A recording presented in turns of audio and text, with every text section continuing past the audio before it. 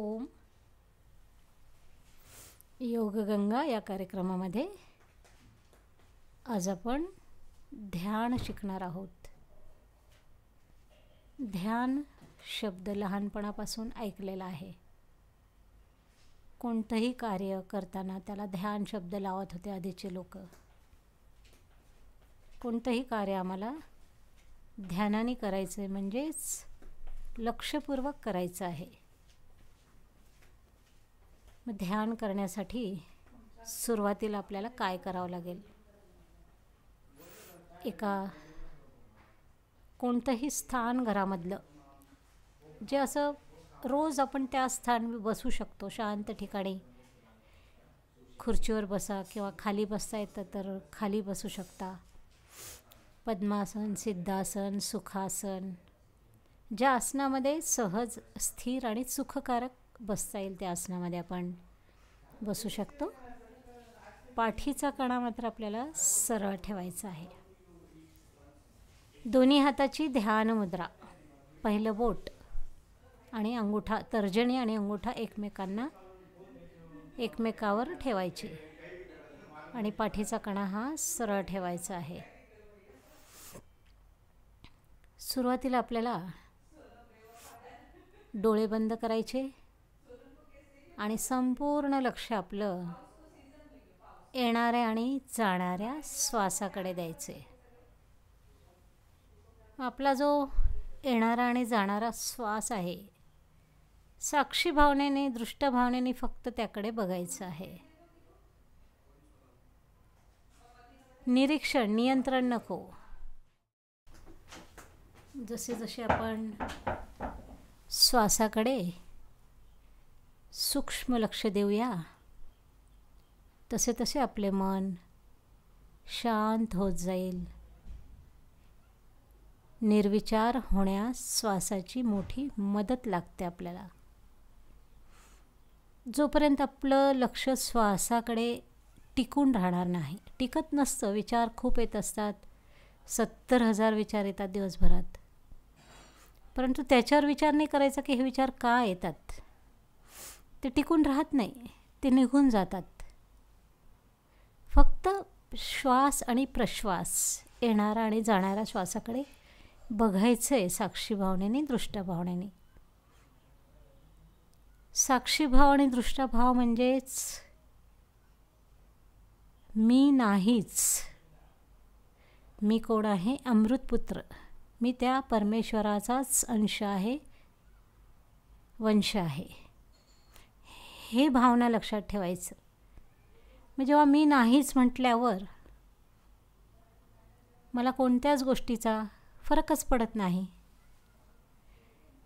मग दिवसभरात काही गोष्टी मनाविरुद्ध होतात, काही मनासारख्या होतात, परंतु त्याच्यामुळे मला कोणताच परिणाम होत नाही.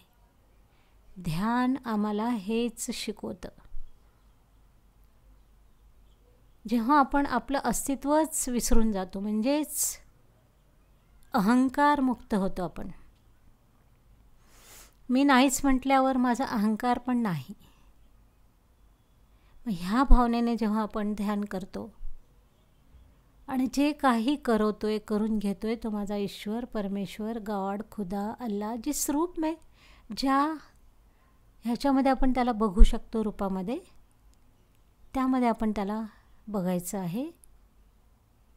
आणि प्रत्येक कार्य मग आपलं ध्यान होऊन जाईल. सकाळपासून तर रात्रीपर्यंत आपण जे जे कार्य करू, ते कार्य करताना आपण साक्षी भाव ठेवूया. मी केलंच नाही हे कार्य, म्हणजेच त्या केलेल्या कामाचा ताण अजिबात आपल्याला राहणार नाही. आणि मी केलं, मला करायचं, मलाच करायचं असतं, मीच नेहमी करते, ही भावना पण निघून जाते, कारण की मी नाहीच आहे. मग ध्यानाचा अर्थच तो आहे की अहंकारमुक्त आम्ही होऊन जातो ध्यानाने. आणि प्रत्येक कार्य मग आमचं ध्यान होऊन जातं. मग ध्यानामध्ये आपण एखाद्या मंत्राचा जाप करू शकतो. खूप प्रकारचे ध्यान सांगितलेले आहे. उदाहरणार्थ जसं विपश्यना ध्यान आहे, ते पूर्ण श्वासावर केंद्रित आहे. प्रत्याहार ध्यान आहे, बरेच प्रकारचे ध्यान आहेत.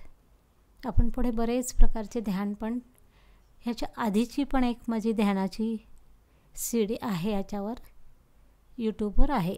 चक्र बॅलेन्सिंग ध्यान आहे, चक्र ध्यान आहे, बीजमंत्र ध्यान आहे, असे अनेक ध्यान आहेत. शेवटी सार सगळ्यांचा एकच आहे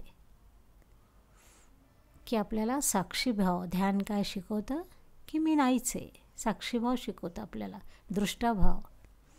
मग दिवसभरात आपण जे जे काही कार्य करतो ते साक्षीभावनेने करतो आणि त्या केलेल्या कामाचा ताण अजिबात येत नाही आपल्याला. म्हणजेच आपण किती वेळ पण काम करू शकतो. हा पण एक खूप मोठा फायदा. मग ध्यानासाठी वेळ, सगळ्यात जास्त उत्तम वेळ तर ब्रह्ममुहूर्त सांगितला आहे. प्रत्यक्ष ऋषी, आम्ही त्या ऋषीचीच संतान आहोत. मग प्रत्यक्ष ऋषी जे आहेत ते आपल्या सोबत असतात त्यावेळेस. ती शक्ती आहे ब्रह्मांडामधली, ती पण शक्ती सोबत असते आपल्याला. सर्व काही शांत असतं. सकाळी 4ची वेळ सांगितलेली आहे ध्यानाची, ब्रह्ममुहूर्ताची. नाही जमत असेल तर असं काही नाही, आपण दुपारी पण करू शकतो, जेव्हा वेळ आहे तेव्हा करू शकतो. परंतु उत्तम वेळ सांगितलेली आहे की त्यावेळेस प्रत्यक्ष परमेश्वर आपल्यासोबत असतात. रोज कमीत कमी एक 40 मिनटं तरी आपल्याला वेळ काढायचा आहे. सुरुवातीला तुम्ही 5 मिनटापासून तयारी करा. 5 मिनटं बसा, दुसऱ्या दिवशी 10 मिनिट बसा, तिसऱ्या दिवशी 15 मिनिट बसा. असा वेळ वाढवा आणि विचार येतील त्याच्यावर विचार नका करू की हा विचार का येतोय, मला विचार का येतात. बरेच जण म्हणतात की नाही विचारच जात नाही. विचार जात नसतातच, ते कमी होत असतात. जसं जसं आपण बसत जाऊ तसं तसं आपोआप ते कमी होतात विचार आणि आपोआप मन शांत व्हायला लागतं, मन निर्विचार व्हायला लागतं. असाच हळूहळू आपल्याला अभ्यास वाढवायचा आणि रोज आपल्याला कमीत कमी 40 मिनिट तरी ध्यान करायचं आहे.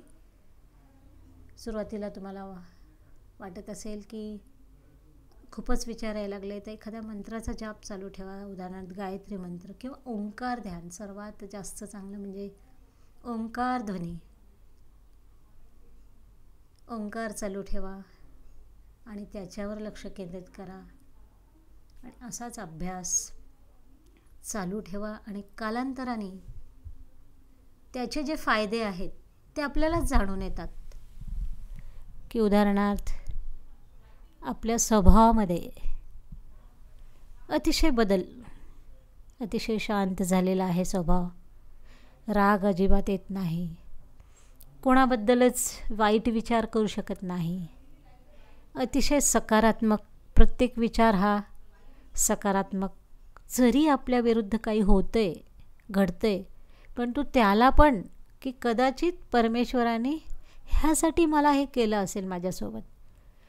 म्हणजे कोणताच विचार त्रास देत नाही. अतिशय आपल्या स्वभावामध्ये जो बदल होतो, असं काही नाही की ध्यान केल्याने खूप काही जादू होते किंवा खूप काही पैसा येतो, खूप काही वैभव येतं. त्या परमेश्वरासोबत आपोआप आपलं जेव्हा मन लागायला लागतं, शांत व्हायला लागतो, ते परमेश्वर आपल्याला एक दिशा दाखवतात आपल्याला.